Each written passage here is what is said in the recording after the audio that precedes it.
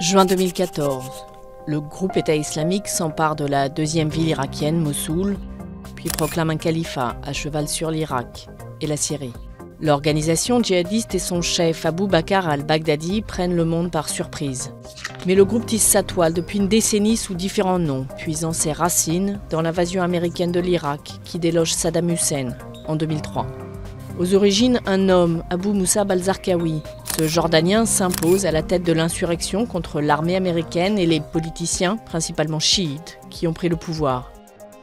Très vite adoubé par Oussama Ben Laden, Zarqawi prend la tête d'Al-Qaïda en Irak. Son but déjà, rendre le pouvoir aux sunnites et établir un État islamique. Zarqawi est tué en 2006. Al-Qaïda en Irak devient l'État islamique en Irak, mais rejeté par les tribus sunnites locales, s'essouffle. Le groupe renaît avec la guerre civile syrienne. Abou Bakr al-Baghdadi, autre vétéran de la rébellion anti-américaine, est désormais à sa tête. En 2013, il propose de fusionner avec le front Al-Nosra, actif en Syrie. Mais Al-Nosra refuse et Abou Bakr al-Baghdadi est désavoué par Al-Qaïda. C'est la rupture, mais Abou Bakr al-Baghdadi et son nouvel État islamique en Irak et au Levant, transformé en État islamique en 2014, poursuit son extension. Le territoire du califat décrété par le groupe État islamique s'est réduit depuis le lancement en août 2014 d'une contre-offensive soutenue par des forces internationales.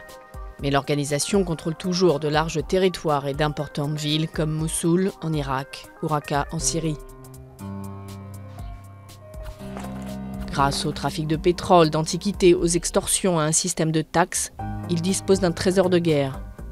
Il compte des milliers de combattants, dont des ex-officiers de l'armée de Saddam Hussein et de nombreux étrangers. Attentats spectaculaires contre ses ennemis proclamés dans la région ou plus loin comme en France, frappé sur son sol le 13 novembre 2015, décapitation filmée d'otages, le groupe État islamique a fait de la mise en scène de l'horreur une marque de fabrique.